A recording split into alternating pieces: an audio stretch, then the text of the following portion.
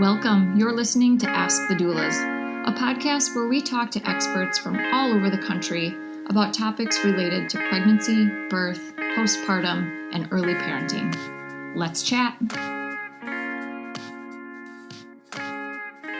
Hello. This is Kristin with Ask the Doulas, and I am thrilled to chat with Sarahjane Watson today. Sarah is the founder of Fit Fanny Adams, and she has a passion to break the stigma and shame surrounding pelvic pain and dysfunction and help women restore their pelvic floor confidence, strength, and comfort.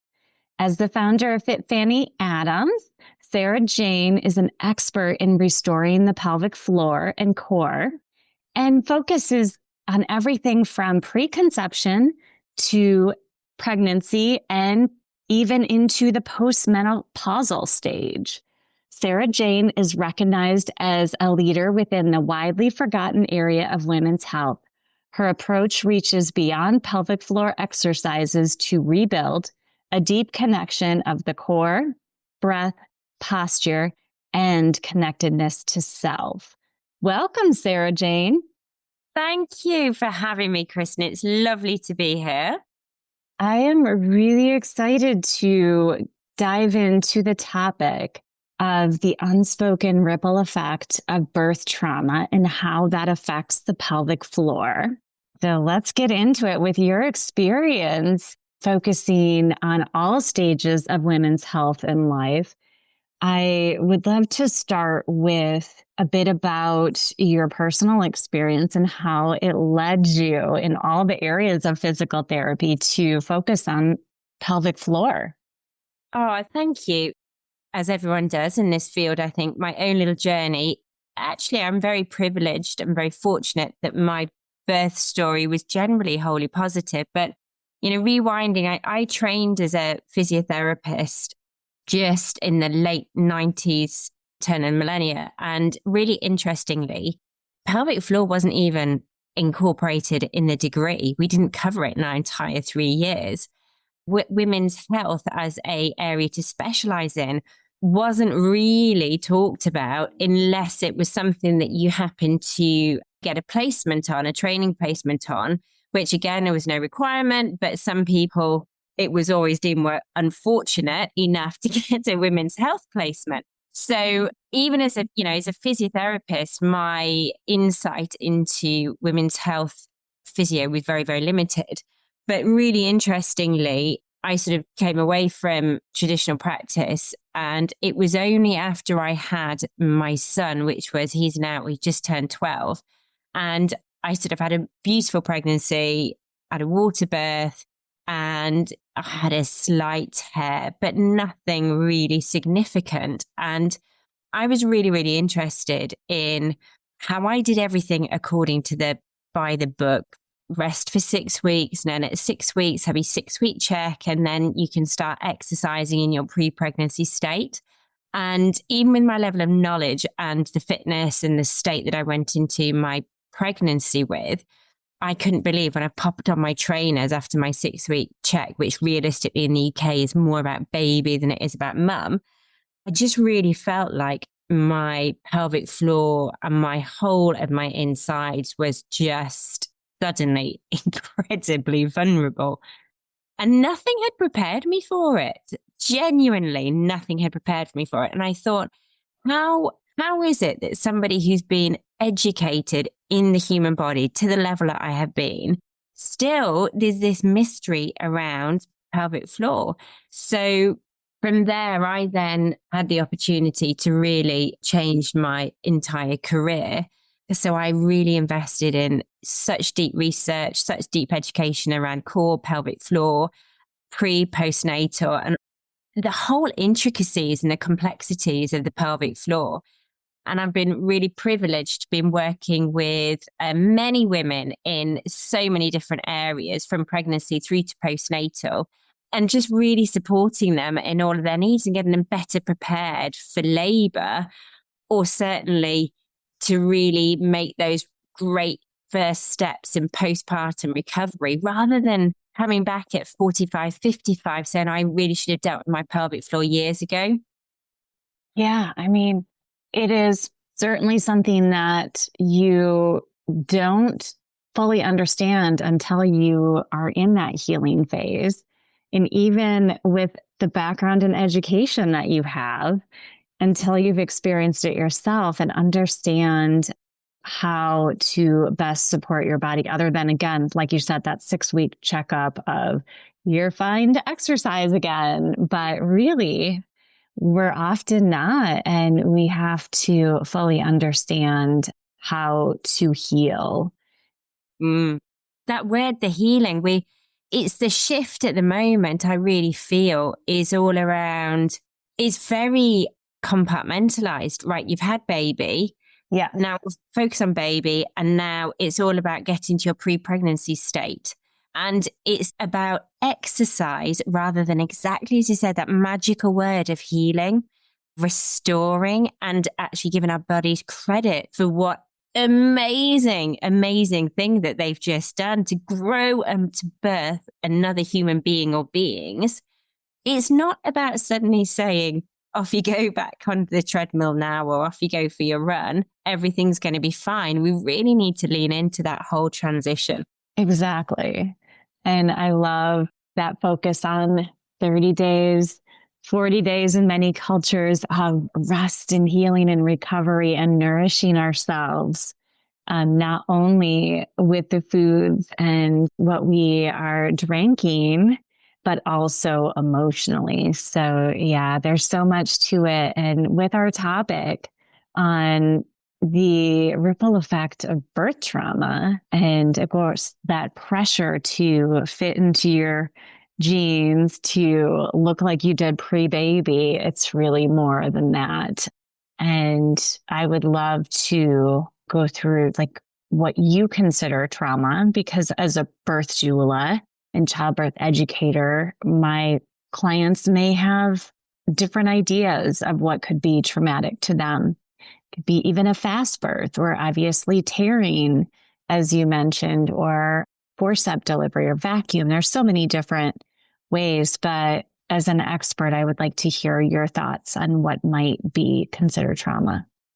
That sounds absolutely true. And I think sometimes, particularly over here in the UK, we focus on physical trauma. And one thing that I really experienced is, and I was really, really humbled by, was the age of women who would come to me, perhaps, post-menopause or maybe in their 60s, who have struggled with their pelvic floor and who would literally be very maybe jokey about it initially. Oh, I had this, my child had this huge head, or they'll be rushed. But actually, maybe within a few minutes of really giving them the time and the space that they probably never had, they would really be in pieces around the trauma that they've been through and the fear. And I started to really understand that, and this was before I was much more familiar with trauma than I am now, that actually this presence of trauma is so not about the grade of your tear. And people can tear and have no real birth trauma. Conversely, people can have no tearing, no physical trauma, but be really, really suffering from potentially PTSD, fear of having future births, huge issues around pelvic pain, pelvic floor tightness. But they didn't feel almost that they didn't warrant it because, I didn't have a 3rd-degree tear, I didn't have a 4th-degree tear, so I can't really complain. And the whole lot's very intermixed. So there's a lovely piece of research that I found. I had a lovely quote about traumatic birth and what traumatic birth is. I just read it to you. So a traumatic birth is when the individual, so mother, father, or other witness, believes that the mother or the baby's life was in danger, or that a serious threat to the mother or the baby's physical or emotional integrity insisted. And that's from Simpkin. Now, that for me is really all encompassing and shows that birth trauma isn't just for the mother. Partners and witnesses of births can be equally traumatized. But really interestingly is this perception of physical or actual pain or trauma or to life. And for me, I think, when I really simplify it, it's when we don't feel safe and in control, trauma and fear can then come in the room. And that can really, really skew how we remember something. And I talk a lot when I'm sort of debriefing and talking to women about their births, is it's often around that lack of control. All of a sudden, everything was going absolutely brilliantly. And then one word was said and it might have triggered them. Or all of a sudden, someone came in the room and I had no control. They told me that this was happening. And then bang, it went from a really beautiful, empowered birth to something that is really traumatic for them. And I think that we don't acknowledge that enough as a medical process. Certainly over here is really hearing that it isn't about the level of physical trauma.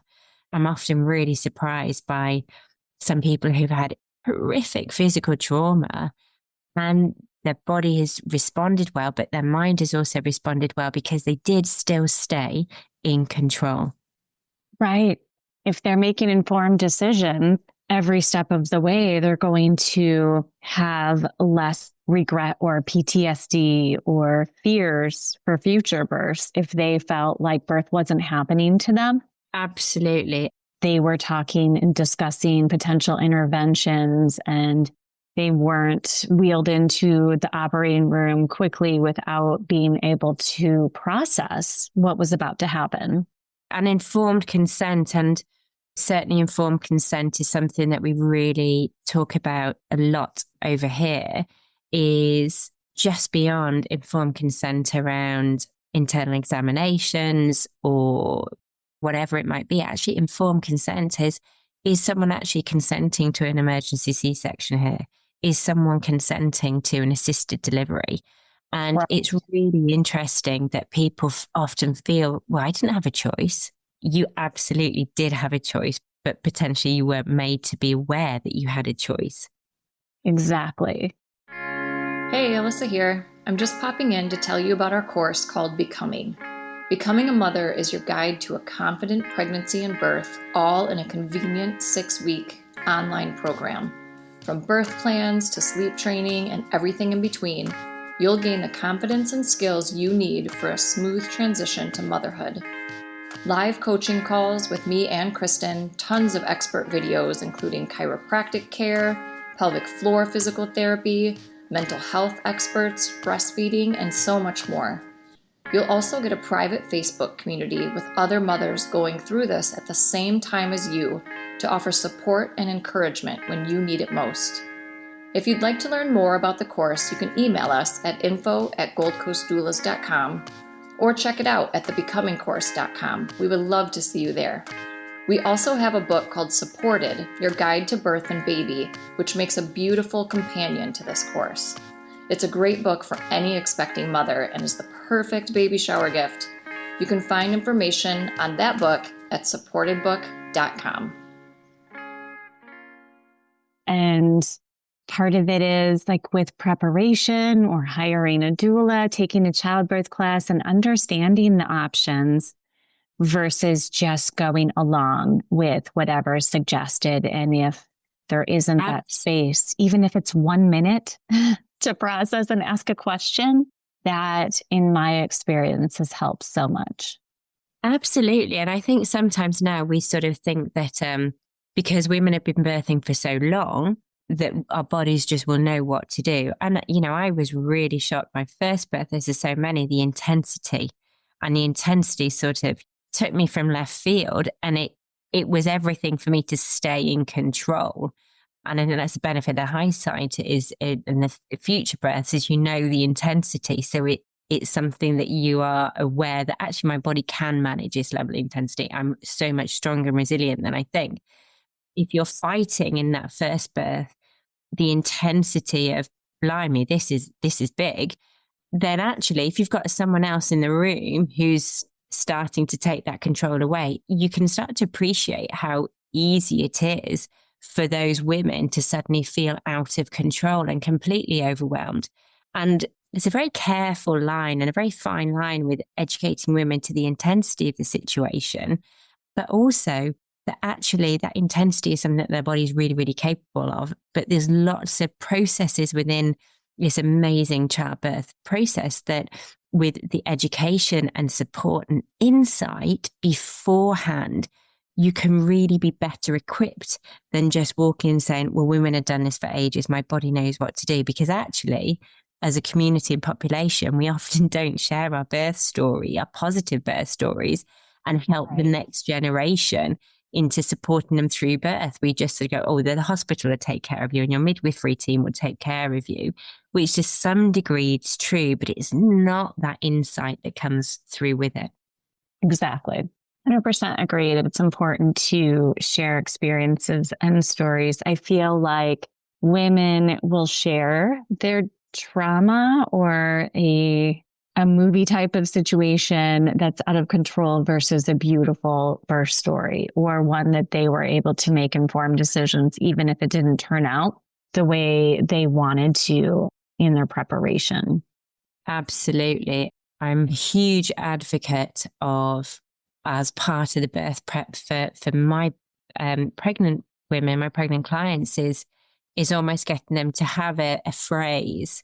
Do you know what? I really appreciate, I'd love to talk to you about your birth after I've had my birth, but at the moment, I'm just trying to separate myself from as many stories as possible so I can have an unbiased experience, because people think that there is a right to share their birth story on you. So we're getting people going into labor room thinking it's like in the movies with screaming and shouting and this and that and the other, and horrific stories of because. And that's the thing that I think we should really be better supporting women and preparing them through education, through understanding pelvic floors are designed to open. They are fundamentally designed to open and birth baby when we're relaxed and we feel safe. But when we don't feel safe, the body will do what it does best, and it will keep that baby in there until we feel safe. So actually staying in control and feeling safe and help, getting your birth partner or your birthing team to keep that feeling of safety is absolutely critical to allowing your pelvic floor to open. And I think that sometimes we're really focusing on, oh my goodness, you must do your Kegels, you must strengthen if you're going to have a baby. Yet we don't say, actually, the biggest priority for you is to understand how to soften and open your pelvic floor when things get really intense. So I've got a pregnancy program where we might be doing a series of squats and deep squats, all sort of core engaging, working with the breath and the pelvic floor. And then at the end, we'll stay in a hold of a deep squat and actually soften and open the pelvic floor, no bearing down, but just starting to understand the real differences between, I can still open these muscles, even though my body is feeling tired, intense, and my thighs might be screaming at me, and there might be lots of other busyness going on in my head, but I've still got a real deep connection with softening and opening the area that will allow baby to come into the world. Yes, that's so important. So as far as after the birth and that recovery time, what are your suggestions for ways to begin the healing phase, and how can our listeners find a pelvic floor physical therapist in their area? And so I know obviously it's a little bit different in the UK compared to the US, but yeah, I'd love to hear more about your thoughts on that recovery initially.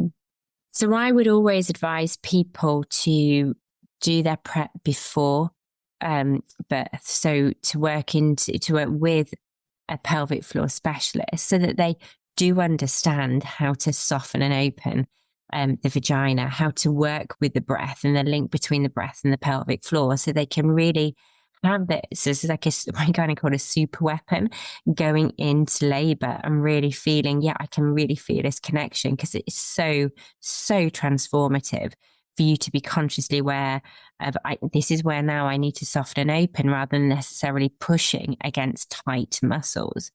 So I would really encourage that preparation in advance. The other thing that I often encourage is, in the UK, we're encouraged to write a birth plan, which I wholly advocate for, but I also get my clients to write a postpartum plan, to have it on the fridge, to share it with whoever's in the house. Yes. And that is around reminding themselves how much rest they need to have.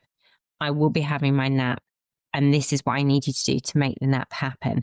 There's food in the freezer. Remember to get it out and use it rather than to suddenly thinking, I'm going to cook from fresh. And to have their plan and reinforcing those areas that they know will be most challenging for them. So for me, it was always rest and sitting, doing less, because I just get up and do. But actually resting, elevating my feet, getting my weight off my pelvic floor to let it to heal in a gravity neutral position. So critical in those early days, really critical in those early days.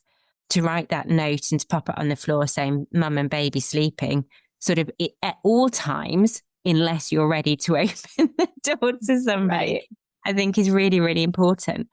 And I think really taking those early days of just starting to mentally connect with your pelvic floor is really, really underestimated.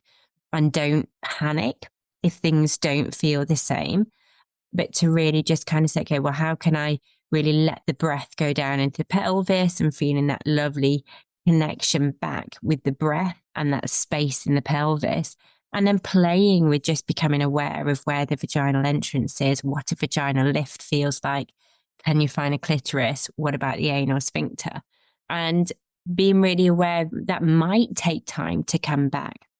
And especially if there has been physical trauma, to really support that tissue healing, to really then take that.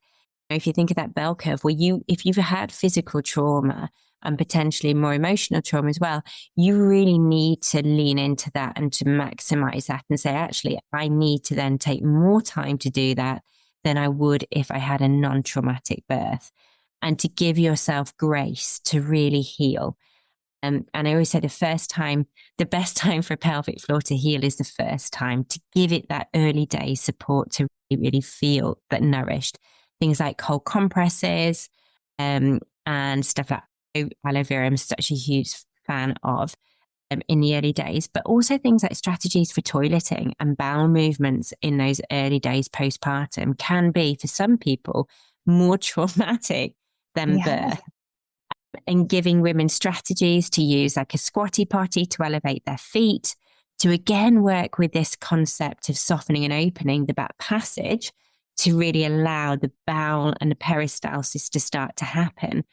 And just to get them to understand that it is really likely your bowels will be very different, because that space that was just taken up with baby has now dramatically changed, and the whole of your gut will still be sort of recovering from birth as well. So, to really support your hydration, to really support your bowel movements, and to give yourself a little bit of maybe perineal support whilst you're having a bowel movement if you have had physical trauma. And to understand that so many, and I cannot reiterate this, so many women think that they are the only person to be experienced this hideous array of symptoms postpartum. And I think it's really important to say that they're never alone, and really make sure that you seek help and lean into that network of the team around you. So if you're working with a postpartum doula, health visitors, that medical care team that you've got, tell them if you've been affected by hemorrhoids, if you've been affected by anal tears and fissures or vaginal tears, and really start to tell them, do you know what, it is incredibly uncomfortable, painful for me to poop, because this will then have a knock-on effect to the overall well-being of the pelvic floor as well. So I think it's really, really important that you start to understand early signs of saying, actually, I need some more TLC in this area, reaching out for support. And I would really encourage everybody, but specifically if you've had a tear or a long labour, an assisted delivery, an episiotomy, a C-section, to really reach out and get a women's health physical therapist, core pelvic floor specialist to support you in that restoration process, because that pelvic floor is so critical in our pelvis position as well as continence. So when it comes to restoring our posture, reducing back pain, supporting any abdominal separation, it all comes under the same umbrella, that sometimes just when we're talking about pelvic floor, we think we're talking about continence. So that pelvic floor physical therapist, that specialist, will really bring the whole lot together for you, and to get you to understand that this is about healing. This is about restoring the body postpartum, and to give you strategies to make things like bowel movements more comfortable, and help you to understand that for some people who have had a lot of trauma and are suddenly feeling that they're a little bit more vulnerable in the back passage, who don't have control of wind like they used to, that they need that support, because going out will become more difficult for them because they will have less confidence. And those are the people that then are very susceptible and vulnerable to postpartum mental health, because they're not getting out and they're feeling that body is letting them down. So I would really say reach out for the help in the early days and understand that this is something that every woman goes through who's having those postpartum experiences, and to make sure that you really get the help that your body needs and deserves, because that will set you up with great pelvic health going forwards. Exactly. And I would love to touch on the client who, or the listener, and ask the doulas who is experienced some trauma in past deliveries, but is preparing their body for the next baby.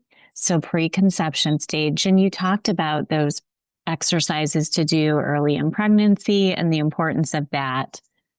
But how can our listeners prepare for the physical work that their body is going to do in labor, and to potentially prevent future trauma if they had tearing or any sort of issues in their last recovery? And you mentioned even that fear of having the next baby and how that creeps in if there was trauma with an emergency cesarean, for example.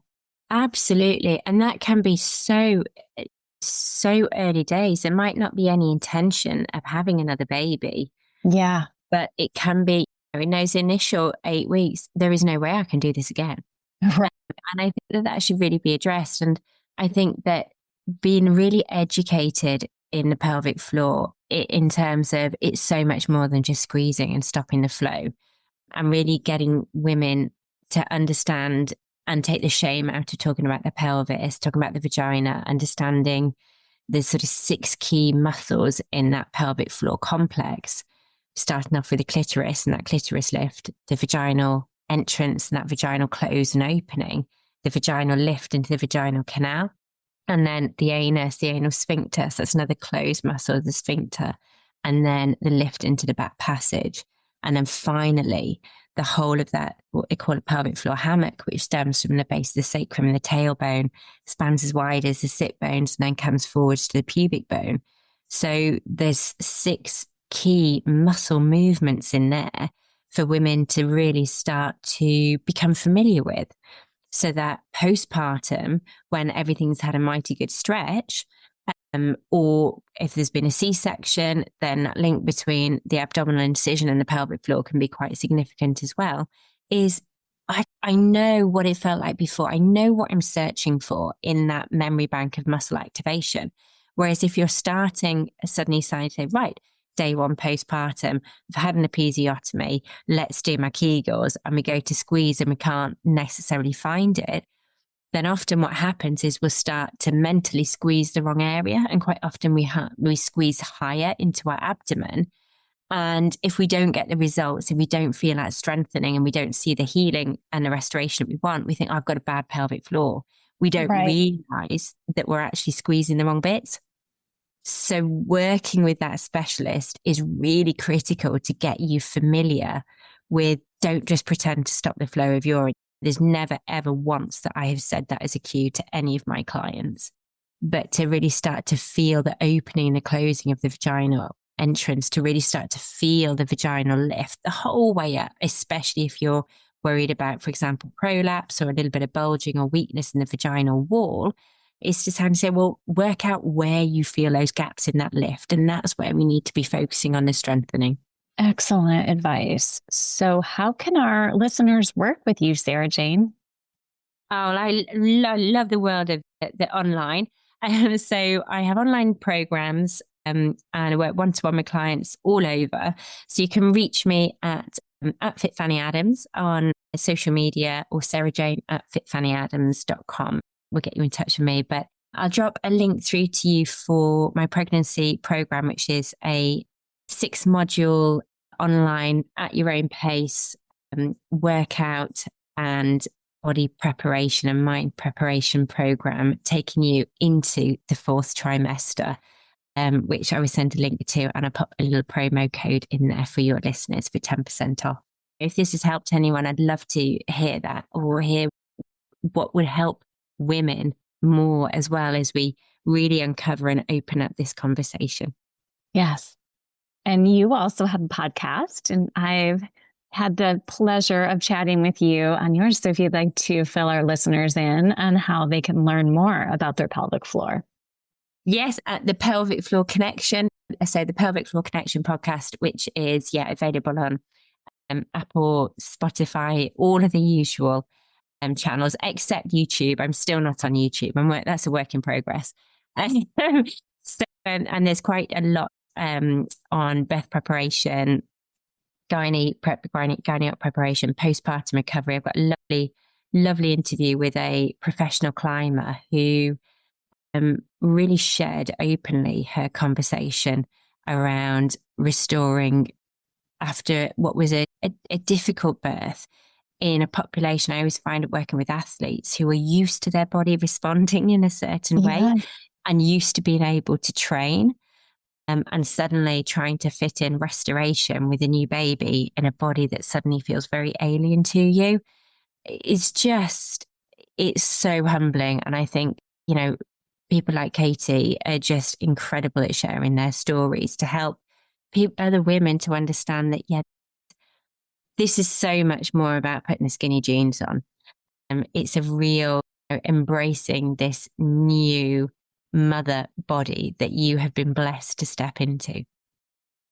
I can't wait to listen to that episode, Sarahjane, and I will share that with my clients as well. Oh, wonderful. Thank you so much for having me. It's been lovely to guest on your podcast again, Kristin. Yes, thank you so much. And we always ask a final question. Any last words of advice for our listeners? Oh, preparation. And I would say invest in understanding how amazing your body is. And not just that your body can birth, but really take the time to understand how it births so that you can work with the surges of the uterus, the opening of the vagina, the deep connection with your breath, to make that birth process so empowered, so that if intervention and other options have to come into the mix, you can really stay in tune with the power of your body. And I think it's a process and an awakening for me that has really not only helped me in birth, but really helped me beyond to kind of understand how strong women really are. I agree. Women are so strong, not only physically, but emotionally. And it takes both to labor and to fully recover and heal. So thanks again, Sarahjane. I loved our time together. Oh, thank you, Kristin. Talk soon. Thanks for listening to Ask the Doulas. For more information about Gold Coast Doulas, visit us on our website, goldcoastdoulas.com. We're also on Instagram, Facebook, and YouTube. If you like this podcast, please subscribe and give us a 5-star review. Thank you. Remember, these moments are golden.